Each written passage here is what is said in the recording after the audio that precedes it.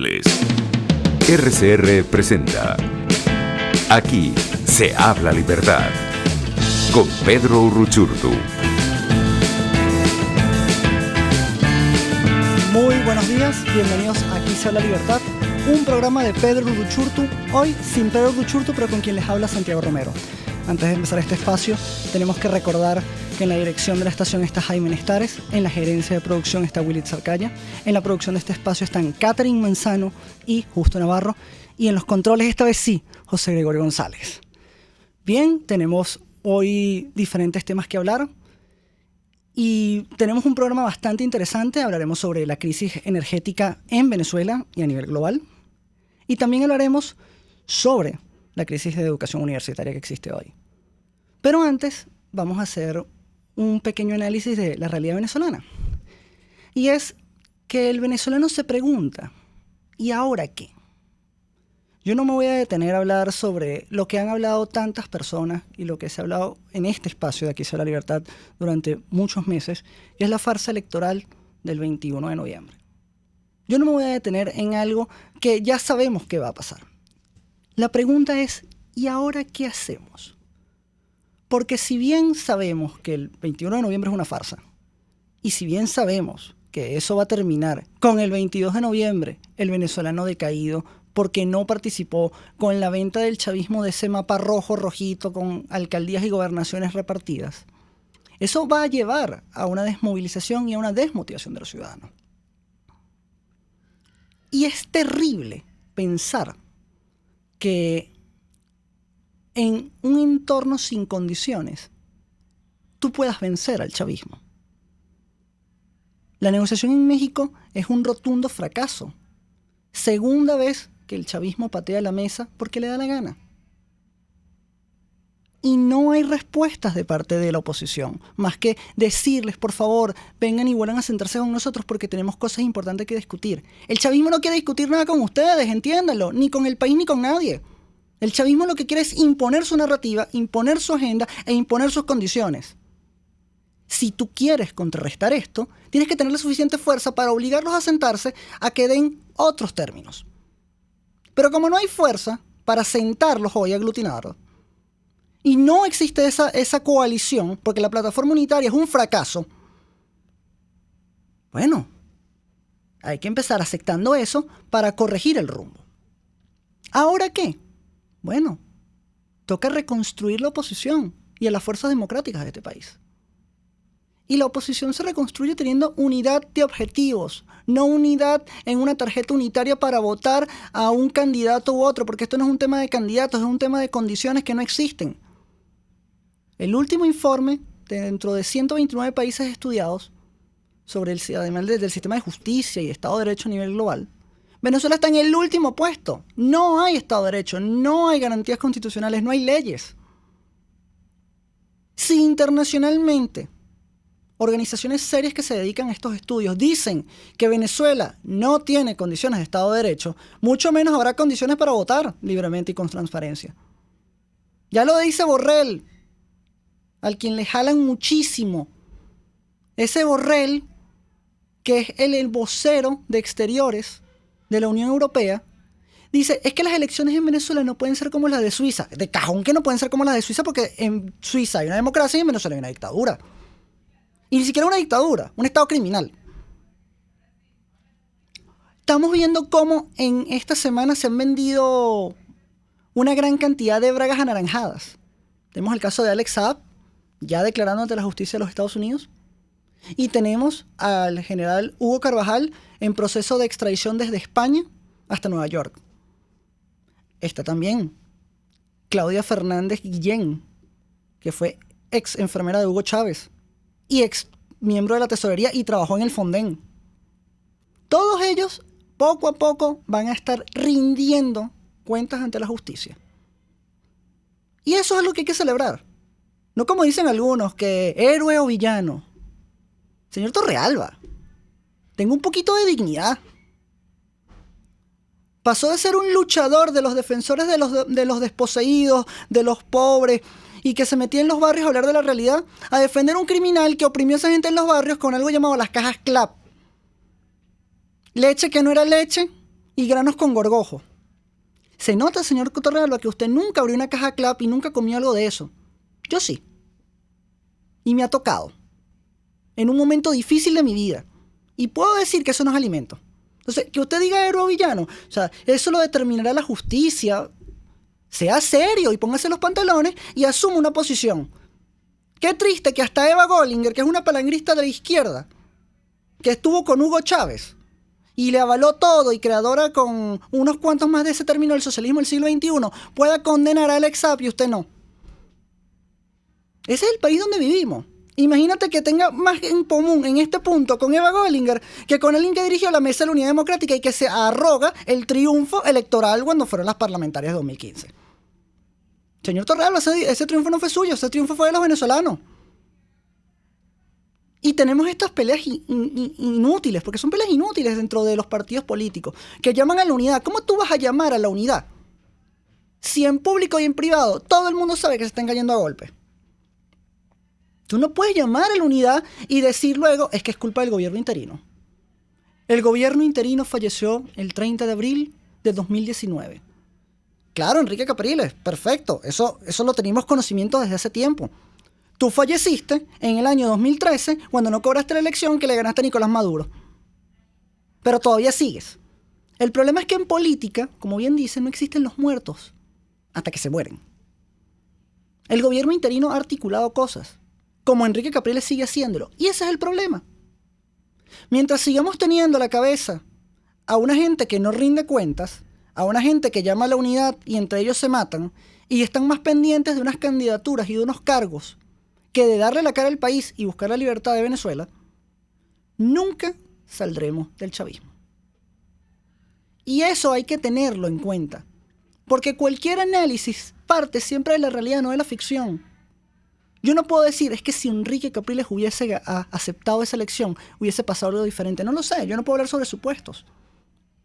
Lo que sí puedo hablar es de qué vamos a hacer y ahora qué hacemos.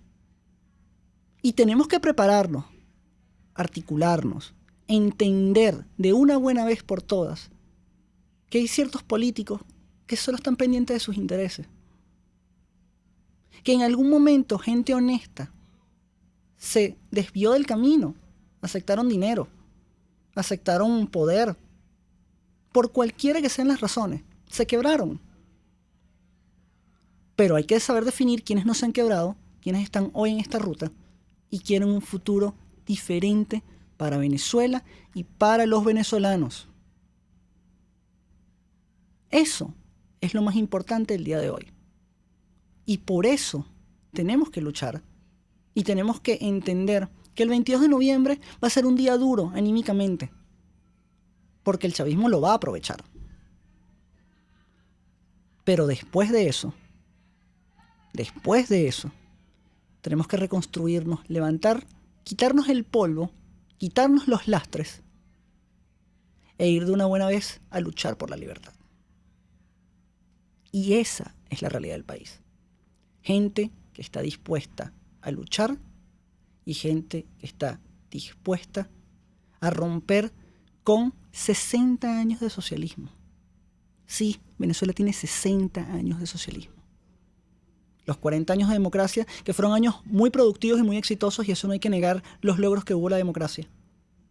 Pero tenemos 20 años del peor socialismo que existe en el hemisferio y en el continente después de Cuba. Hasta los indicadores de Cuba superan un poquito a los de Venezuela. Pasamos de ser Venezuela no es Cuba, a Venezuela va a superar en miseria a Cuba. Y eso no podemos tolerarlo. Ahora es importante que tengamos en mente una cosa. Solamente la unidad por la libertad, y no importa la tendencia política que sea, desde la socialdemocracia hasta los libertarios, tenemos que unirnos en Venezuela, y los que queramos en la libertad, en la democracia y en la república, para salir de esto. Vamos ahora a un corte comerciales y ya regresamos otra vez con Aquí se habla libertad. Usted escucha Aquí se habla libertad. Con Pedro Urruchurtu. Síganos en Twitter en @RCR750. La radio que se ve. Puedes seguirnos en nuestras redes sociales. En Twitter, @RCR750. La radio que se ve. Y ahora quiero hablarte de la estación de servicio del Club Hípico, esa misma frente al Terras Plazas. Te invito a que la sigas en su Instagram, @BPTerrazas, donde en su historia están informando permanentemente la dinámica diaria en cuanto al servicio de surtido de gasolina. Con todos los mecanismos de pagos, la bomba Terrazas del Club Hípico cuenta con una gran tienda de conveniencia donde podrás encontrar todo lo que necesitas, tanto para ti como para tu carro, y también con atención de baterías Duncan. Estación de servicio Terrazas del Club Hípico. Calidad y servicio de primera clase. En Global Therap seguimos comprometidos con tu rehabilitación física, te ayudamos a recuperarte de tu posoperatorio y en el alivio del dolor. Búscanos en el Centro Comercial Multiplaza Paraíso Nivel Empresarial 2 a través de Twitter e Instagram o llámanos al 0412-256-1104. Y no olvides lavarte las manos con agua y jabón y cumplir con el distanciamiento social. Global Therap y despídete del dolor. Ellos sí que no saben nada. Y así nos va. El espacio donde se tocan los temas más candentes de interés político y nacional. Y así nos va. En este programa, la picardía y el humor inteligente son los protagonistas. Pura cabilla. Lara y Hernández descosen y revelan los secretos más oscuros del acontecer político. Y así nos va. De lunes a viernes a las 4 de la tarde. Por RCR 750 AM. RCR 750 AM. Porque lo bueno une.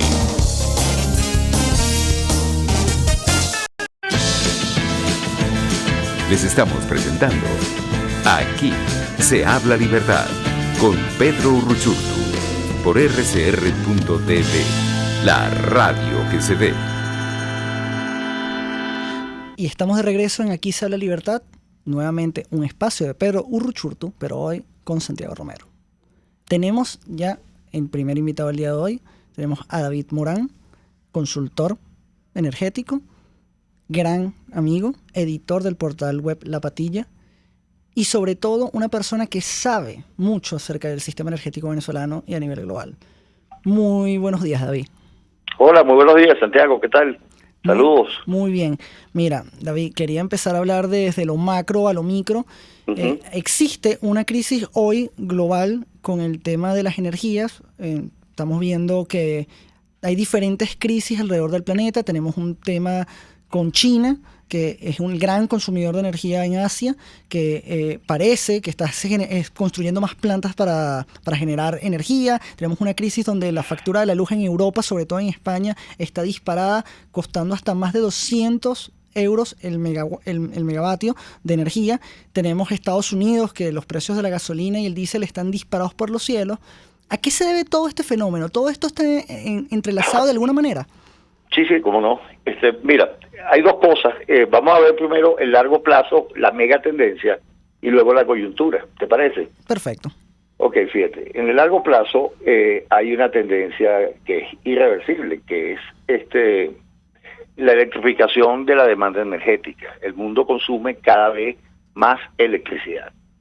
Es una constante de hace ya 40, 50 años, y eso no se va a detener. Más bien, todos los países buscan aumentar la electrificación de todos sus sistemas. Y eso tiene que ver además que ya estamos en la cuarta revolución industrial, que es la digitalización de los procesos productivos. Y la digitalización son básicamente cuántos de energía, de electricidad que pasan, ¿no? por los cables o de manera inalámbrica. Es una tendencia. La otra megatendencia es que el mundo comienza a rechazar el carbono. Las emisiones de carbono han crecido muchísimo. Hay gente, los negacionistas dicen que eso no ha afectado el cambio climático y que estamos simplemente en un proceso geológico histórico, que se derriten los glaciares, pero después se van a volver a congelar, etcétera.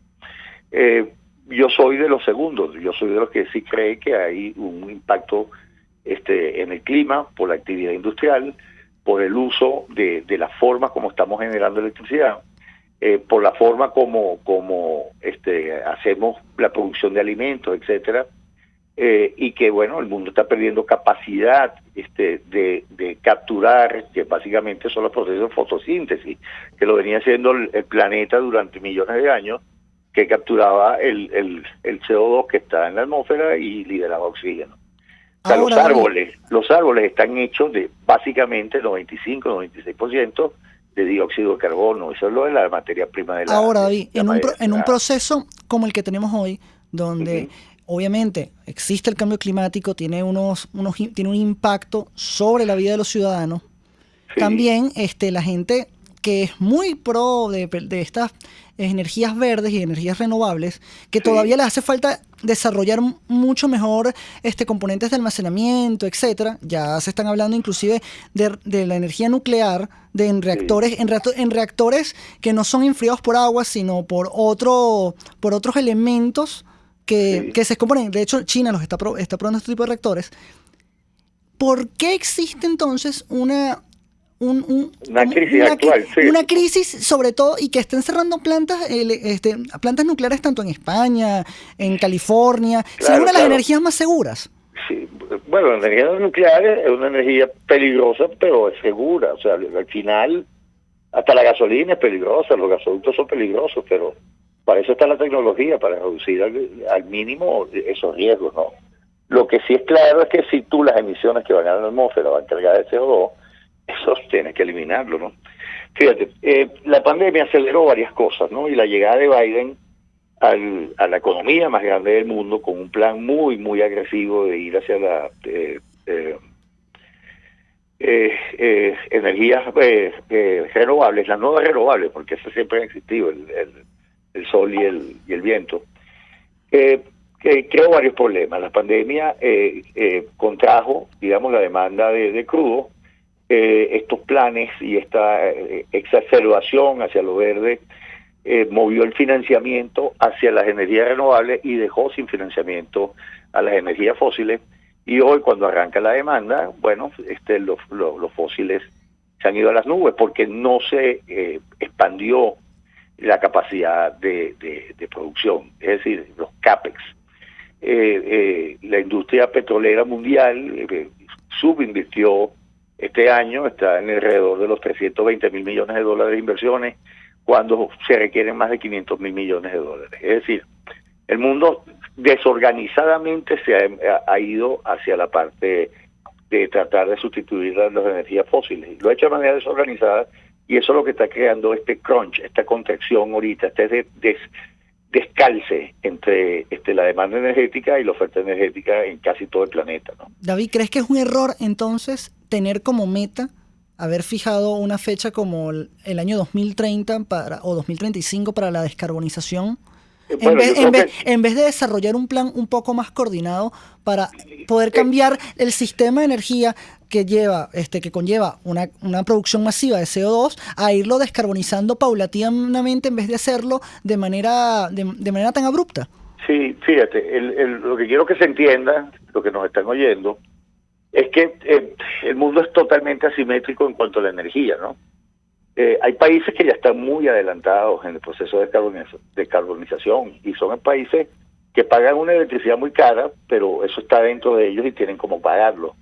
Hay países muy atrasados que todavía están quemando leña y no tienen ninguna otra posibilidad de hacerlo. Aquí mismo al lado de nosotros tenemos Guyana. Guyana está resultando ser una potencia en combustibles fósiles enormes, pero ese gas y ese petróleo que lo están haciendo, el petróleo lo está exportando, pero el gas lo quiere utilizar internamente para comenzar a generar electricidad. Guyana está generando electricidad básicamente con leñas y de manera muy atrasada. Es decir, el mundo desarrollado, ahí no entra China y no entra India, no se consideran todavía países desarrollados, ya llegó a una meseta en cuanto a la demanda energética. porque son países que además tienen un desarrollo tecnológico muy grande, la tecnología siempre es deflacionaria, entonces consume cada vez menos recursos, es más barata, etcétera, ¿no? Pero hay países que están en desarrollo, como China, India, que están tragando, Brasil, tragan energía, consumen energía enorme. Entonces, eso está desbalanceado ahorita, en esta coyuntura.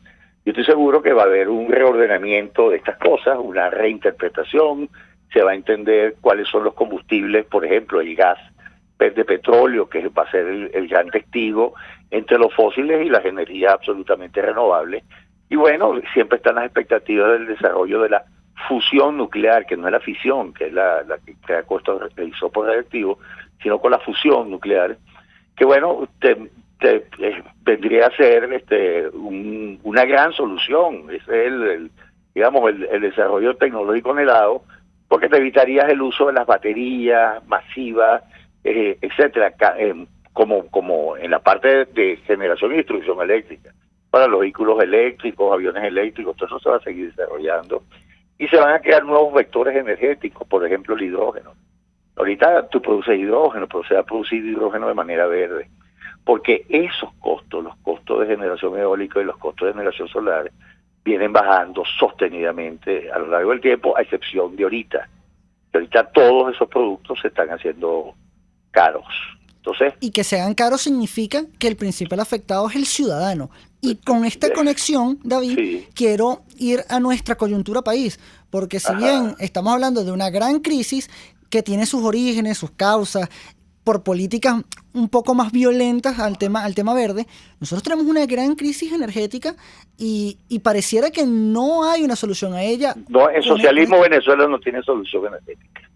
Eso te lo puedo decir con absoluta propiedad. Apagones eléctricos que se hacen cada vez más constantes en zonas. No solamente apagones eléctricos, sino afecta a todo. La pobreza energética afecta el estándar de vida y la libertad de las personas, afecta el transporte, afecta la cadena de frío, afecta a todo, no solamente la parte eléctrica, afecta el agua.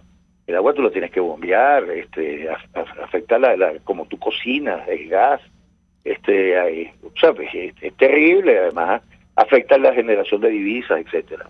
Mira, el consumo per cápita de energía en Venezuela, ahorita que tengo una lámina enfrente que la estoy viendo, te lo puedo precisar. Esto es un cálculo que hizo el académico Nelson Hernández. Llega un pico en los años en el año 2008, Venezuela llegó a consumir 20 barriles de petróleo equivalente por habitante. Bueno, esto se derrumbó y en el año 2020 Venezuela consumió solamente 6 barriles de petróleo por habitante, es un desplome. Para que tengan una idea, en el año 1965 en Venezuela se consumía 11 barriles de petróleo por habitante. Se está consumiendo casi la mitad de lo que se consumió en el año 1965. Y eso es el horror de un modelo socialista, donde quedaste 2 monopolios, el de PDVSA y el de Corpoelec, que ha llevado esto a la ruina. En el lado petrolero tú tienes que la caída, cuando hablo de petróleo hablo de todos los combustibles fósiles, ya sea diésel, gas, el propio petróleo, etcétera, el YEDA 1 para los aviones. Venezuela ha perdido casi 3 millones de barriles de capacidad de producción petrolera. Es una cifra, nunca una industria había tenido tal grado de destrucción en ningún país del mundo en ningún momento.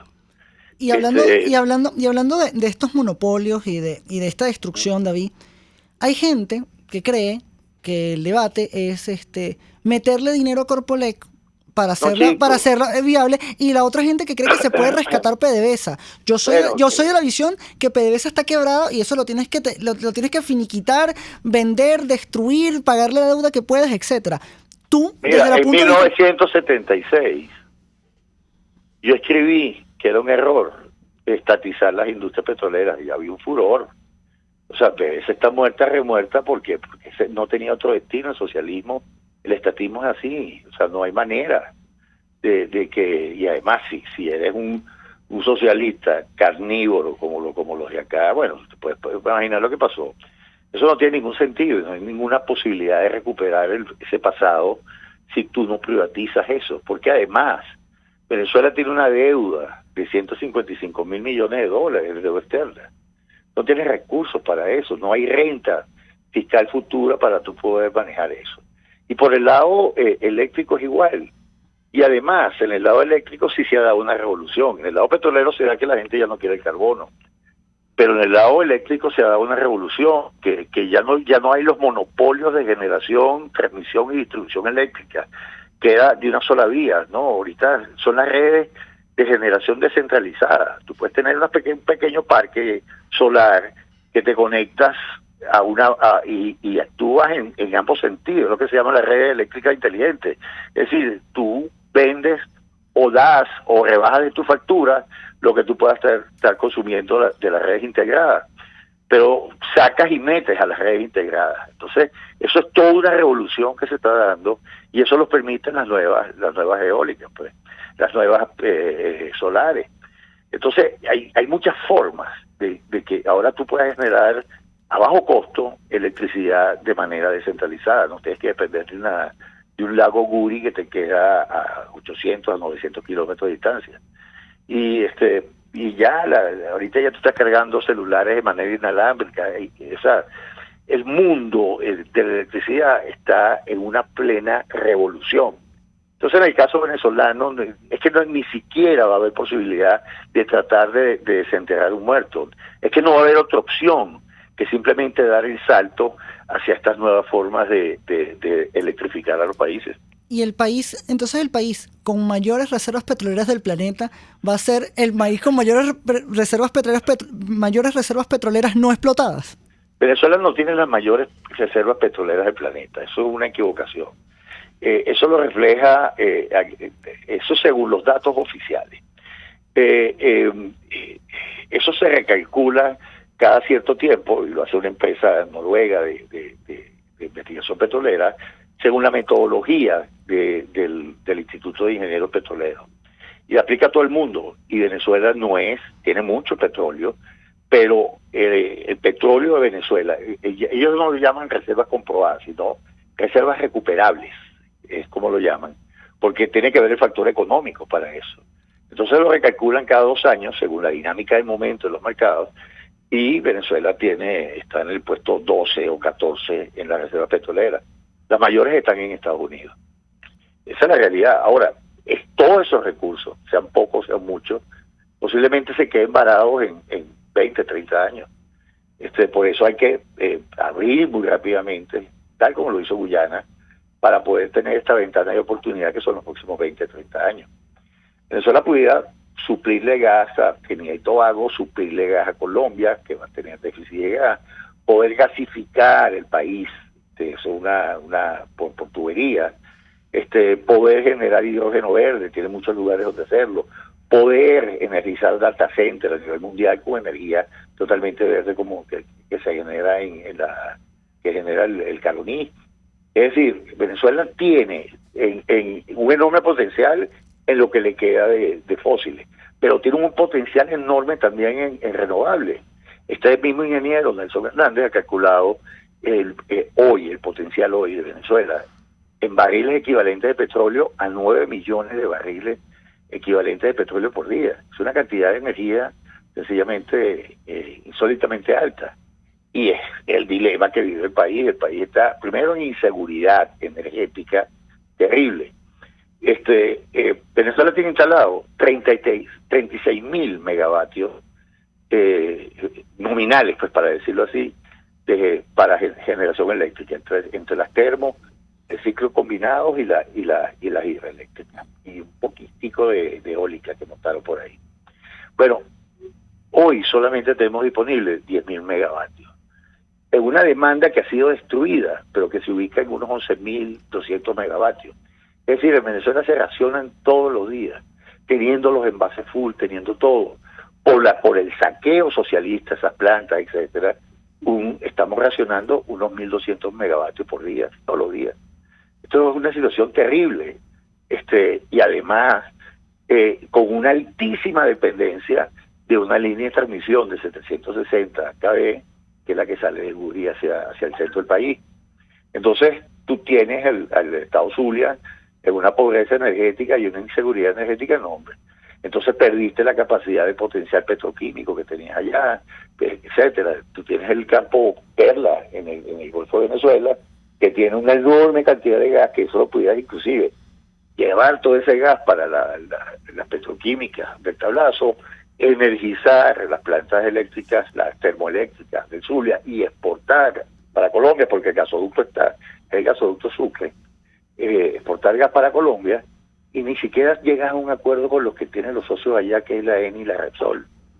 Entonces, estamos en una situación muy crítica.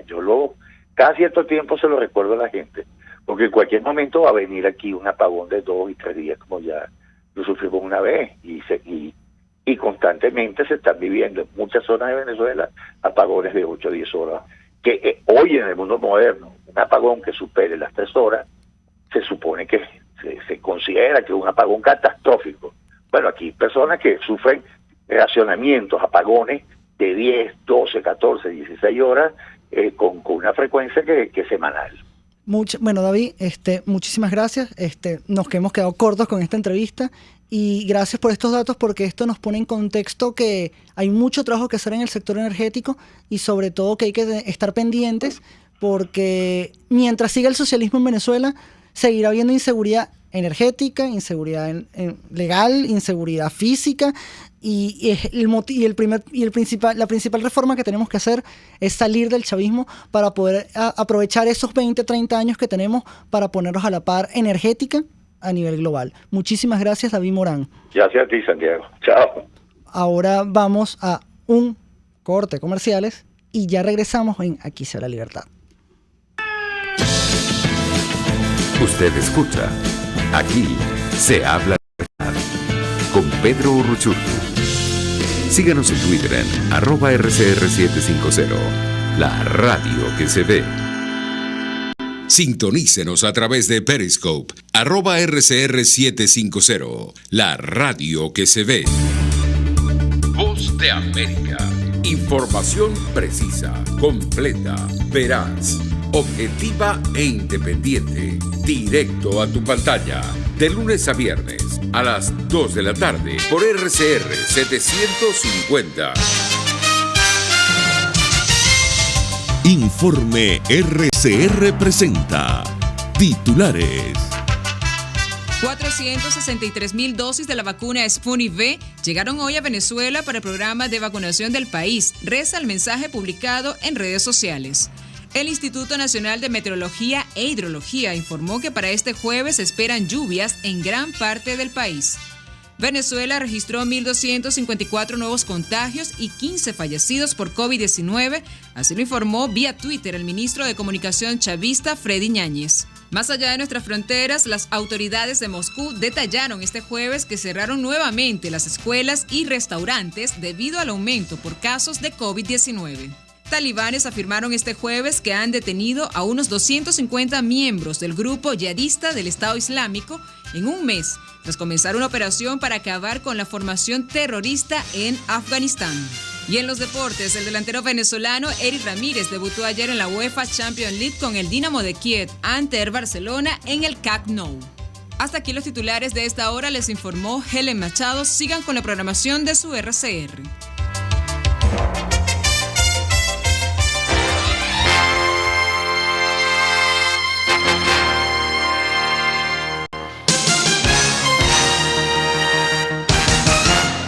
Amigos, nace un nuevo concepto de farmacia en Venezuela. Farmacia CVS y más. Todo lo demás. En Farmacia CVS, en español CVS, lo consigues todo en un solo lugar. Salud, belleza, hogar y comida. Un nuevo concepto en todo para un nuevo concepto de vida. Farmacia CVS y más está en el CCCT nivel C1, frente a Beco y al lado del Banco Mercantil. En Instagram, FarmaCVS. Farmacia CVS y más. Todo lo demás. Hola, les saluda Alfredo Yuncosa y los invito a acompañarnos a Con Seguridad Radio, el programa pensado en la seguridad de los ciudadanos y las organizaciones. Con Seguridad Radio, todos los sábados, a las 12 del mediodía, por RCR, la radio que se ve. RCR 750 AM, porque lo bueno une.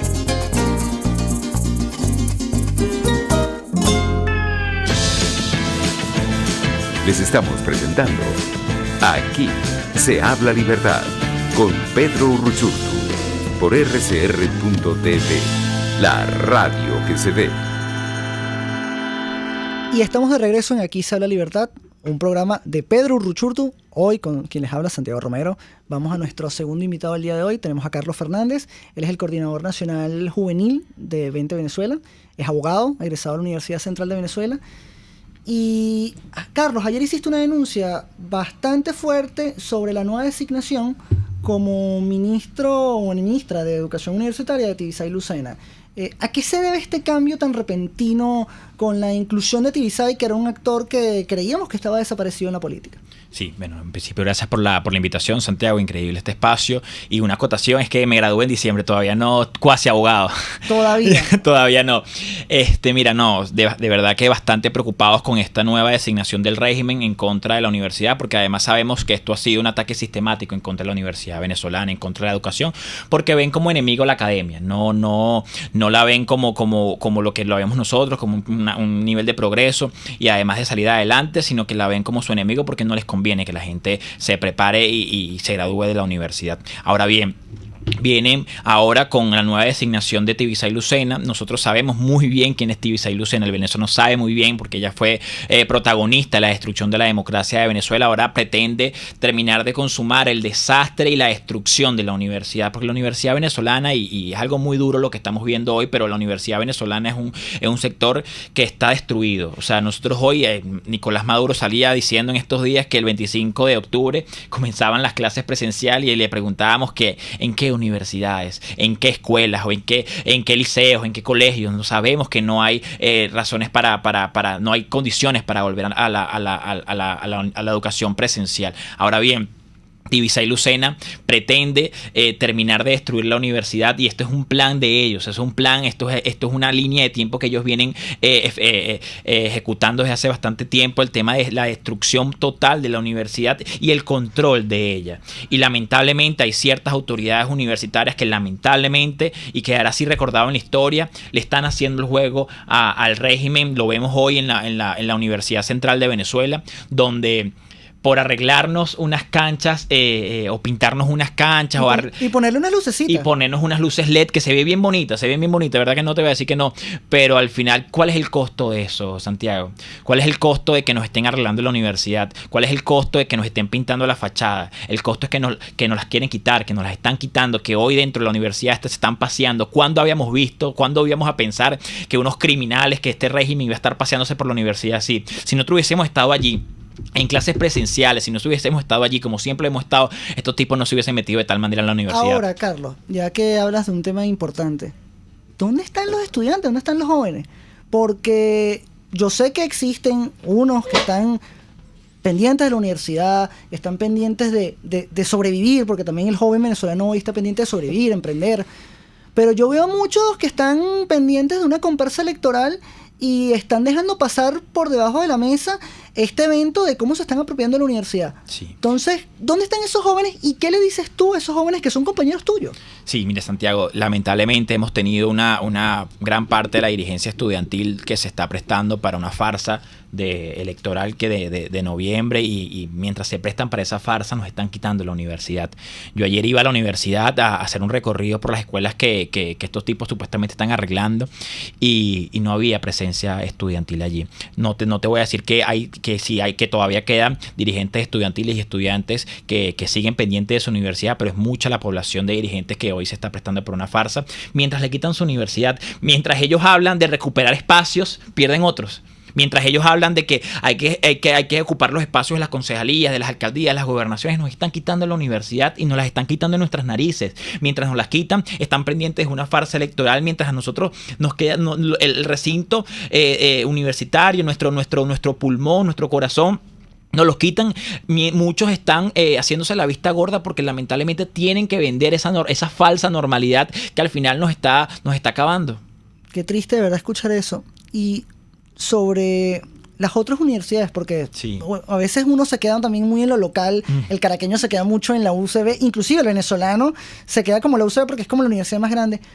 ¿Cómo estás tú informado con la situación de universidades como la UDO, sí, Luz, o sea, que son también grandes universidades, la Universidad de los Andes? Sí. O sea, ¿qué información tienes y cómo están esos espacios? Sí, mira, estos tipos, o este régimen que supuestamente está vendiendo, que está metiéndole mano a la universidad y le están reparando, solo es la UCB por fines políticos. Pero tú te vas al interior, ¿cómo está la UDO? La UDO no puede, la Universidad de Oriente, no puede llamar a clases presenciales por el simple hecho de que esta universidad está destruida. Se quemó una biblioteca de uno de los núcleos. Se robaron el cableado. Hay escuelas que no tienen techo. Eso con respecto a la UDO, que está totalmente destruida. O sea, es una universidad que lamentablemente tendremos que reconstruir, pero en democracia. Pero lamentablemente ahorita ni el régimen está pendiente de arreglarla, y nosotros tampoco tenemos los recursos para hacerlo.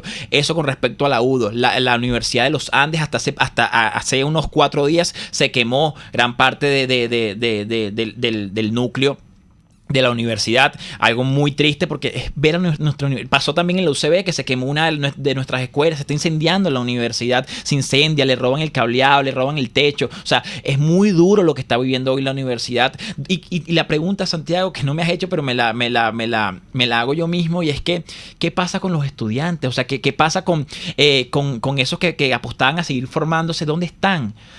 Tenemos 2 años, vamos para 2 años y medio, casi 3 años, donde no se ve clase presencial. ¿Qué ha pasado con toda esa generación que se está perdiendo? ¿Qué pasa con esos chamos que hoy no están viendo clases y que se han retirado de sus universidades, que se han ido a su país o simplemente están trabajando? O sea, ¿qué pasa? ¿Dónde están esos chamos? ¿No? Y es una cuestión muy dura porque estamos perdiendo generaciones de jóvenes en donde no se están formando, no se están yendo a la universidad y realmente no sabemos en qué andan, ¿no? Porque no hay un censo real de eso.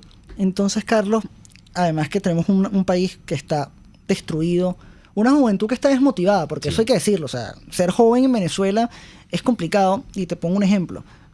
Yo, que fui profesor universitario, yo daba clase de teoría de la comunicación para primer y segundo semestre. Y mis estudiantes gozan, la mayoría, de un buen estatus monetario por su familia. Sí. Pero tú les preguntas a ellos qué quieren hacer en el futuro y muchos de ellos se quieren ir. Cosas tan sencillas como decir, ¿cómo yo invito a salir a X chama o a X chamo? Conllevan un costo que para ellos es complicado. No para todos, pero sí para algunos. Y viven en esa burbuja algunos de país. Y mi pregunta con eso es, ¿cómo explotamos esa burbuja en los jóvenes? ¿Cómo les decimos a ellos, epa, aquí todavía hay una situación mucho más crítica, una situación que te necesita, y súmate, porque cualquier esfuerzo que tú hagas a nosotros nos ayuda? ¿Cómo podemos despertar esa llama en los jóvenes? No para quemar la universidad, sino para salvar la universidad. Mira, Santiago, bastante interesante esa pregunta, porque vemos 2 polos, ¿no? O sea, el estudiante de la universidad donde tú dabas clases, que son universidades privadas, universidades privadas, y realmente gente relativamente que hace un esfuerzo para pagarlas, y vemos el otro lado de la cara de la moneda, que son los estudiantes de las universidades públicas y autónomas. Ahora, con respecto a estos estudiantes, mira, nosotros sentimos, o gran parte de la juventud de este país sentimos, una responsabilidad enorme con nuestro país. O sea, nosotros y con nuestra universidad, porque sabemos que salvando nuestro país, salvamos nuestra universidad. Nada hacemos rescatando la universidad si seguimos bajo este mismo régimen criminal que nos las va a volver a quitar o nos las va a volver a destruir. Ahora, tenemos una casa que es nuestra universidad, que es nuestro país. Es nuestro momento, y no tenemos que esperar por llamados de otros, sino que nosotros mismos tenemos una responsabilidad, porque es nuestra casa y es nuestro país, de rescatarlo, ¿no? Y nosotros no podemos permitir que este régimen siga haciendo lo que les da la gana. Y yo sé que en términos de fuerza no podemos nosotros detenerlos, pero por alzando la voz y denunciándolos y señalándolos podemos hacer mucho. Y en este país hay mucho por hacer, hay mucho que organizar, hay mucho que denunciar, hay mucho en lo que formarse, porque formarse en un país como Venezuela es el acto de rebeldía más grande que nosotros podemos hacer, porque estos tipos y este régimen no quiere que nosotros nos formamos, sino nosotros seguimos apostando a la formación, a la academia, a la universidad, a los estudios. Evidentemente le seguimos dando una cachetada a este régimen que busca acabar con ese conocimiento que nosotros queremos, en el que queremos nosotros profundizar. Divisay regresa y regresa con una experiencia de 14 años en sistemas de electorales. ¿No será que Tibisay regresa para ti, Carlos, precisamente para aprovechar ese conocimiento y hacer caída y mesa limpia con las autoridades universitarias que llevan años que el régimen ha bloqueado toda elección? Sí, mira, hasta hace unos días que nombraron a la nueva ministra de Educación Superior y sabemos las intenciones. Aquí no hay que ser muy experto nosotros conocemos a este régimen y sabemos cuáles son sus intenciones, y sus intenciones son claras, y es renovar, entre comillas, las autoridades universitarias a su conveniencia, para terminar de quitarnos la universidad. Y por eso hablaba al principio de que Tibisay llegó para terminar de consumar la destrucción de la universidad venezolana. Llegó para organizar estos procesos electorales dentro de la universidad para, como te digo, para su conveniencia ganar, porque ellos no se van a medir. Y eso es un llamado también a estos tipos que se están prestando para las elecciones. El régimen no se va a medir en ninguna elección que vaya a perder. Y si se van a medir en unas elecciones en la universidad es porque las van a ganar. Porque jamás, no por voto, porque ellos no tienen la mayoría de la comunidad universitaria ni tampoco la mayoría del país, pero tienen la capacidad de fuerza y de sometimiento para hacerse de las elecciones. Y eso es lo que va a hacer Tibisay Lucena. Tibisay Lucena no está pensando en cómo reconstruir la universidad o en cómo garantizarle un mejor sueldo a los profesores que están ganando $2 al mes, que se están muriendo. La semana pasada se murieron 2 profesores de hambre. Tibisay Lucena no está pensando en eso. No están pensando en los miles de estudiantes que se han ido de sus casas de estudio para otro país por falta de oportunidad. Están pensando en cómo organizar otras elecciones, otra farsa electoral dentro de la universidad que no va a estar respaldada por gran parte de la comunidad estudiantil, pero que lamentablemente tienen muchos actores internos que están jugando su juego y que están jugando a su conveniencia, a la conveniencia del régimen, digo. Al final, elecciones en la universidad o elecciones regionales, y vamos a llamarlas elecciones por seguirles la corriente. Sí. Si no hay condiciones electorales para una elección regional, ¿cómo va a haber condiciones para una elección universitaria? Además, ¿a quién le vas a consultar? Si los mismos alumnos, como estás diciendo tú, van para 2 años que no pisan los recintos, además de los múltiples paros que tú como estudiante de la universidad pública, yo también hice posgrado y conozco un poco eso, la universidad se detiene. Sí. Pero por eso te digo, ¿cómo activamos a los estudiantes, a los jóvenes, y los llamamos a esta lucha? Porque sin ellos ninguna acción es viable. ¿Tú ves que existe esa voluntad en algún sector juvenil a nivel nacional que esté dispuesto a asumir ese tema de rescatar la libertad y rescatar la universidad? Mira, Santiago, yo te digo, y yo tengo una profunda confianza en la juventud venezolana, en gran parte de la juventud venezolana, porque es mentira que toda la juventud se vendió y se está prestando por una farsa electoral. Eso es falso. Aquí hay muchos jóvenes que seguimos apostando a lo que realmente nos interesa, y es que juntos rescatemos la libertad de Venezuela. Nosotros no tenemos otro fin. Y sí, obviamente nos enfocamos en rescatar la libertad de Venezuela, porque así vamos a rescatar la universidad, así vamos a rescatar a la academia, y así vamos a apostar y vamos a reconstruir lo que tengamos que reconstruir, que es nuestra universidad. Ahora bien, los estudiantes y todos los jóvenes en general están en un proceso de excepción también, Santiago, y yo no juzgo a nadie, porque sabemos que cuando tú tienes 23, 24 años, no estás estudiando, tienes que salirte de tus estudios porque tienes que trabajar, porque tienes que irte del país. Hay un nivel de frustración, porque aquí el joven venezolano es un chamo para adelante, que le gusta ir para la universidad, graduarse, ¿sabes? O sea, a eso apuesta el joven venezolano, y que lamentablemente este régimen le arrebató esa posibilidad y ese sueño. Ahora bien, hay muchos jóvenes que siguen apostando a esta lucha, y que me incluyo en eso, que lo vamos a hacer todo por nosotros defender la universidad, por seguir alzando la voz, y así nos digan y nos intenten meter en su burbuja de que nosotros estamos haciendo más de lo mismo, que estamos caminando en círculos. Mentira. Porque alzando la voz bajo un régimen criminal, alzando la voz bajo un régimen que asesina y que detiene a todo el que piensa distinto a él, alzar la voz y denunciar es un acto de rebeldía.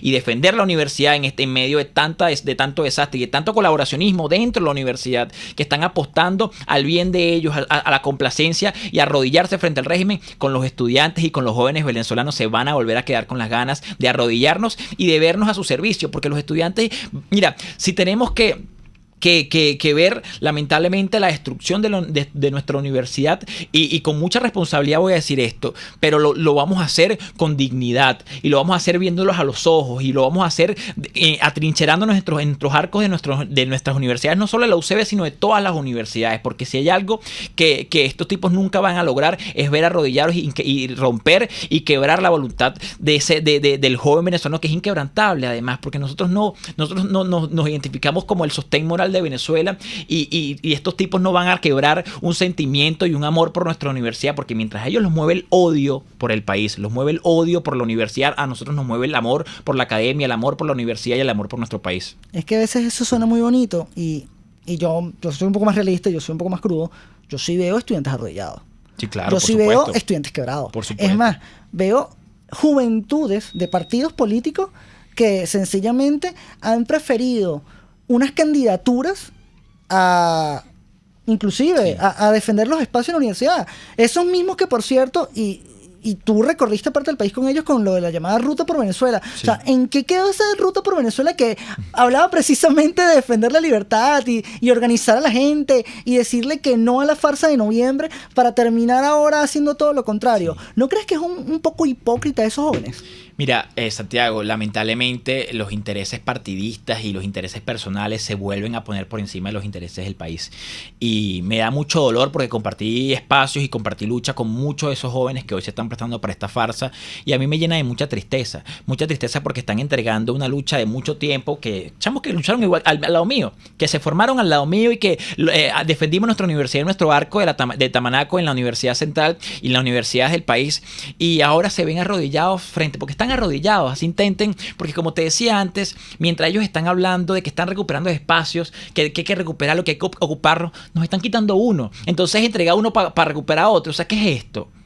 O sea, ¿qué círculo vicioso esto? Qué gran mentira, porque le están mintiendo al país, porque no están recuperando espacios, Santiago. Eso hay que decirlo. Y lamentablemente, cuando yo hablaba de que la juventud era irreverente, lamentablemente mucha juventud se dejó quebrar y se dejó arrodillar en sus intereses partidistas y sus intereses personales, porque al final no van a llegar, Santiago. Bueno, a menos que se cuadren bien con el régimen, porque no va a llegar nadie que el régimen no quiera.